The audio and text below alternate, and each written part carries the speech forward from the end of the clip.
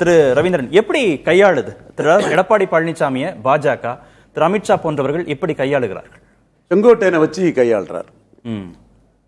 எடப்பாடி பழனிசாமி பாஜகவில் தமிழ்நாட்டுக்கு எந்த பிரயோஜனமும் இல்லை, காங்கிரஸால தமிழ்நாட்டுக்கு எந்த பிரயோஜனமும் இல்லை, தேசிய கட்சிகள் தமிழ்நாட்டுக்கு வேஸ்ட்னு தான் 2024 தேர்தல் களத்தை சந்திச்சார். அவர் என்டிஏக்குள்ள வரதுக்கு காரணம் செங்கோட்டையன் தான். செங்கோட்டையனை சந்தித்ததும் செங்கோட்டையனை மையமாக வச்சு கட்சியில் ஒரு பிளவோ, அந்த தேர்தல் ஆணையம் 4 வாரத்தில் முடிக்கணும்னு சொன்ன அந்த சிம்பல் மேட்டரில் ஏதாவது ஒரு பின்னடைவோ, அதாவது பொதுச் செயலாளர் தேர்வில் அதை தேர்தல் ஆணையத்துக்கு அதிகாரம் இருக்குன்னு நீதிமன்றத்துக்கு போய் தேர்தல் ஆணையம் தனக்கு அதிகாரம் இருக்குங்கிறத அவங்க கிளைம் பண்றாங்க. அது தொடர்பாக எதுவும் அட்வர்ட்ஸா வந்துருமோங்கிற எண்ணத்தின் அடிப்படையில் தான் அவர் உள்ளேயே வராரு. மீண்டும் அவர் இப்போ அவர் சிபி ராதாகிருஷ்ணனை பாராட்ட போன்னு சொன்னாலும் கூட செங்கோட்டையனை பாஜக தலைவர்கள் பார்த்தது, அதுக்கு அவங்க அது சம்பந்தமான படங்களை வெளியிலனாலும் கூட பார்த்திருக்காங்கிறது நமக்கு தெள்ள தெளிவா தெரியும். மறுக்கவும் இல்லை. எஸ். சோ செங்கோட்டையன் சென்ட்ரிக்கா தான் இது மூவ் வருது.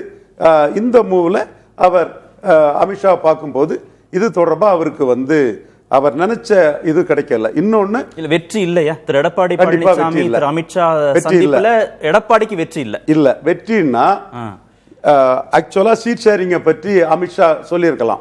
இவர் டஃப் பார்கெய்னர், அதுல எந்த மாற்றமும் இல்லை. Take it or leave it ஆஃபரை தான் 2019 இவர் கொடுத்தாரு. 5 சீட்டு தான் கொடுத்தாரு. அதுவும் தென்சென்னையை கூட கொடுக்காம மாநில தலைவருக்கு தூத்துக்குடிக்கு தான் கொடுத்தாரு. அதே போல சட்டமன்ற தேர்தலையும் பாமகவோட நீங்க சின்ன கட்சி, அதனால் நீங்க 20 சீட்ல தான் அவர் நிறுத்தினார். அதற்கு பிறகு அண்ணாமலை தலைவர் ஆன பிறகு இது மக்களவை தேர்தலில் இவரே டெல்லி சென்று மோடிக்கு வலது பக்கத்தில் இருந்து 330 சீட்டு என்டிஏ வரும், 3வது முறையும் மோடி பிரதமர் ஆவார்னு சொன்னவர் அண்ணாமலை 12 சீட்டு கேட்க இவர் 6 சீட்டு தான் சொல்லவும் அதுல கூட்டணி முறியுது. இதற்கு முன்னே அந்த கூட்டணி முறிஞ்சுதான் இருந்தது. நகர்ப்புற உள்ளாட்சியில அண்ணாமலை 5% இடம் கேட்க இவர் 2% மேல தர முடியாதுன்னு சொல்ல அதுலயும் அந்த கூட்டணி முடியுது. ஆக எடப்பாடி பழனிசாமி பயப்படுவாரு, விட்டு கொடுத்துருவாரு, அந்த இதெல்லாம் இல்லை. இப்ப எடப்பாடி பழனிசாமிக்கு நிலைமை அவருக்கு பயம் அல்ல, ஃபால், வீழ்ச்சி, வீழ்ந்துட்டாரு. பிரதமர் கேண்டிடேட் இல்லாம அவரு சந்திச்ச எலெக்ஷன்ல என்ன வீழ்ந்துட்டாரு? புதுச்சேரியில 4வது போயிருக்கிறாரு. விளவங்கோட்டில் முக்குலத்தோரே கிடையாது, அங்க 4வது போயிருக்கிறாரு. ஜெயலலிதா உயிரோடு இருக்கும் போது நோட்டா கீழே போன கட்சி கிட்ட 4வது போயிருக்கிறாரு. திருநெல்வேலியில் 8% எடுத்து டெபாசிட் இழந்திருக்கிறாரு. ராமநாதபுரத்தில் 9 எடுத்து டெபாசிட் இழந்திருக்கிறாரு. தேனியில 13 எடுத்து டெபாசிட் இழந்திருக்கிறாரு. நாடாளுமன்ற தேர்தல் முடிவுகள் அடிப்படையில் அவர் வீழ்ந்துட்டாருன்னு கண்டிப்பா பாஜக பயன்படுத்திக்குதா? கண்டிப்பா பாஜக பயன்படுத்திட்டு இவர் இன்னொரு சிஎம் கேண்டிடேட் சொல்லிடுவாரோன்னு அச்சப்படுறாரு. இன்னைக்கு நாம் தமிழர் சீமான் கூட அந்த பேட்டியில் அதை சொல்றாரு. என்ன அவருக்கு எடப்பாடி மக்களவை தேர்தலில் போயிருக்கலாம், போனா 15 சீட்டு ஜெயித்திருக்கும், 2 மத்திய அமைச்சர் கிடைச்சிருக்கும், ஒரு MOS கிடைச்சிருக்கும். அதெல்லாம் விட்டுக்கிட்டு சட்டமன்ற தேர்தலில் இரலவென்றான பாஜக கூட ஒரு கூட்டணி போறாருன்னா என்ன முன்னிறுத்தி ஸ்டாலின் வர்சஸ் சீமான் என்டிஏ பண்ணிடுவாங்களோங்கிற அச்சத்தில் பண்ணியிருக்கிறாருன்னு இன்னைக்கு தான் ஒரு கட்சி தலைவர் அதை ஓபன் பண்ணியிருக்கிறார். அப்ப அண்ணாமலையோட பேச்சுக்கள், அண்ணாமலை சீமான ப்ரொஜெக்ட் பண்ணது, செங்கோட்டையன் சீமான ஒரு விழாவில் கலந்துகிட்டது, எடப்பாடியின் வீழ்ச்சி விக்கிரவாண்டியிலும் ஈரோட்டிலும் கண்டஸ்ட் பண்ண முடியாத வீழ்ச்சி. எடப்பாடி பயந்தவர். 2026 அதிமுக பாஜக கூட்டணியுடைய முதலமைச்சர் வேட்பாளரா திரு எடப்பாடி பழனிசாமி இன்னமும் திரு அமித்ஷா மனசுல இல்லையா? சீட் ஷேரிங் முடிஞ்ச முறைதான் அமித்ஷா அதை சொல்லுவாரு. முதல்ல சொன்னாரு, அதுக்கப்புறம் நீங்களே சொன்ன மாதிரி சொல்லல. இப்போ அமித்ஷா 2 நாள்ல ஒரு ட்வீட் போட்டு எங்களுக்கு எடப்பாடி தான் சிஎம்னு சொன்னாருன்னா எடப்பாடிக்கு அது பெரிய வெற்றி. சோ அந்த இடத்துக்குள்ள மோடி 2 ட்வீட் போட்டார் இது தொடர்பா. அதுல எடப்பாடி பேரே கிடையாது, சிஎம் கேண்டிடேட் கூட சொல்லல. அதுதான் ரொம்ப டேஞ்சரஸ். மோடி 2 ட்வீட் போட்டதுலயும் 2லயும் எடப்பாடிக்கு பேரே கிடையாது. அமித்ஷா முதல்ல சொன்னவர் அதுக்கப்புறம் அதிமுகவில் இருந்து ஒருத்தர்னு சொல்றாரு. So NDA CM Edappadi Palaniswami இல்லங்கிறதா இங்க இஷ்யூபாட்டு மாறுது. இதுல பாஜக கேட்கக்கூடிய தொகுதிகள் எண்ணிக்கையில கிடைச்சா அரசியல் லாபம் தானே. இதெல்லாம் வதந்தி. கொஞ்சம் சீட்டு கிடைச்சா போதும், ஜெயிக்கிற சீட்டு கிடைச்சா போதும், வெறும் வதந்தி. ஏன்னா முன்னாடி அப்படி இருக்கல. எடப்பாடி ரொம்ப அட்ராக்டா பிஜேபி ஹேண்டில் பண்ணி, ஜெயலலிதாவோட பெட்டரா ஹேண்டில் பண்ணி, மோசமான சீட்டு, குறைஞ்ச எண்ணிக்கை, அப்படிதான் 2 தடவை டீல் பண்ணாரு. அதுக்கு பிறகு அண்ணாமலை ரஃப் அண்ட் டஃபா, ஈக்குவலா ரஃப் அண்ட் டஃபா, விடாக்கண்டம் கொடாக்கண்ட நாட்டு அண்ணாமலை எடப்பாடி இருந்தனால கூட்டணி முறிஞ்சுது. இப்ப மீண்டும் சீட்டு தகராறு தான். செங்கோட்டையனை உள்ள வச்சு அவங்க பிளே பண்றதும் அந்த சிம்பல் மேட்டரும்.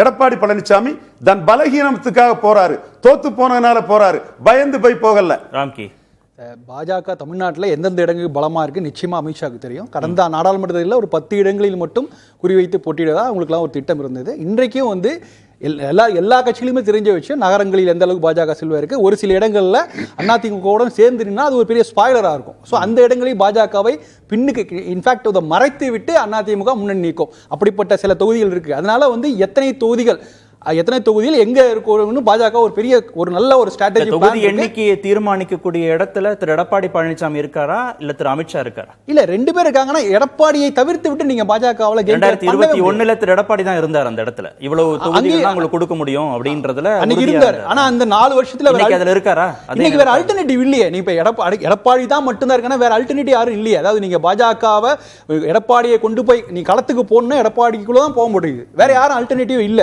ஒரு சில பேர் ஒரு சில பகுதிகளில் இருக்கலாம். எல்லாருக்கும் தமிழ்நாடு முழுக்க போகக்கூடிய பிரபலமான ஒரு முகம்ங்கிறது எடப்பாடி வேற இல்ல. திருமிகு லட்சுமி, தொகுதிகள் எண்ணிக்கையோ இந்தந்த தொகுதிகள் தான் அப்படிங்கறத தீர்மானிக்கக்கூடிய இடத்துல இந்த முறை பாஜக இருக்கா அதிமுக இருக்கா கூட்டணி அடிப்படையில்? அதிமுகவினுடைய கை ஓங்கி இருக்குன்னு சொன்னாலும், வெளிப்படையா அப்படி தெரிஞ்சாலுமே பாரதிய ஜனதா கட்சியினுடைய கை தான் ஓங்கி இருக்குது. அதுதான் நிதர்சனம். ஏன்னா 2021 எடப்பாடி பழனிசாமி அவர்கள் அந்த லீலா பேலஸ் ஹோட்டலில் நடந்த மீட்டிங்கில் அவங்க முடிவு பண்ணுறது தான் அப்படின்ற போது கேட்கும்போது அவங்க பவர்லையும் இருந்தாங்க. அதிமுகவினுடைய வாக்கு வங்கியும் கணிசமாக இருந்தது. ஆனால் இன்னைக்கு அதிமுகவினுடைய வாக்கு வங்கி கடந்த 2-3 தேர்தலில் ஒவ்வொரு தேர்தலையும் பெரிய சர்க்கிளை சந்தித்திருக்கிறது. 2வது அவருக்குள்ள பார்ட்டிக்குள்ள நிறைய அதிருப்திகள் இருக்கு. இன்னைக்கு வந்து வெளியில வந்து செங்கோட்டையன் மட்டும்தான் பேசியிருக்காரு. பேசாத நிறைய நிர்வாகிகள் இன்னும் இருக்கிறார்கள். எல்லாருமே அதிருப்தியில இருக்காங்க. எங்கேயாவது ஒரு பக்கம் அவங்களுக்கு ஸ்ட்ரென்த் கிடைச்சதுன்னா எல்லாரும் பேச ஆரம்பிச்சிருவாங்க. ஒருவேளை ஓபிஎஸ் தினகரன் போன்றவர்கள் உள்ளுக்கு வந்தா எல்லாருக்கும் அந்த ஸ்ட்ரென்த் கிடைச்சிரும் அப்படின்றதுனாலதான் அவர் வந்து பார்ட்டியை தங்கிட்ட வச்சுக்கணுன்றதுக்காக தான் இந்த ரிபலியனை வந்து உள்ளுக்கு சேர்க்கறதுக்கு அலோவ் பண்ணல. இது வந்து திரும்ப அதிமுகவுக்கு சர்க்கிளை தான் உண்டு பண்ணிக்கிட்டே இருக்க தவிர அவருடைய லீடர்ஷிப் பொசிஷனை மட்டும்தான் அவர் காப்பாத்திக்கணும்னு நினைக்கிறார். பார்ட்டியோட ஸ்ட்ரென்த்தை வந்து அவர் காப்பாற்றணும்னு நினைக்கிறார்.